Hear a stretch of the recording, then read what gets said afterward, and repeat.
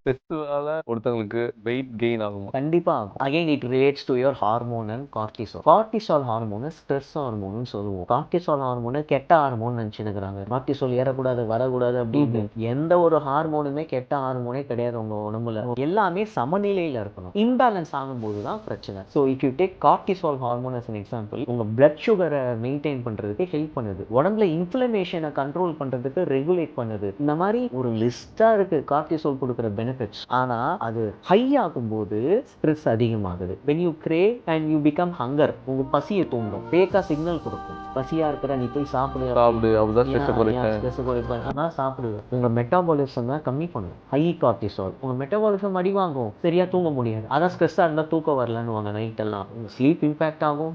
Metabolism அடி வாங்கும். You crave for more sugary foods and high fat foods, so you put on weight. Cortisol increase ஆனா weight increase ஆகும்.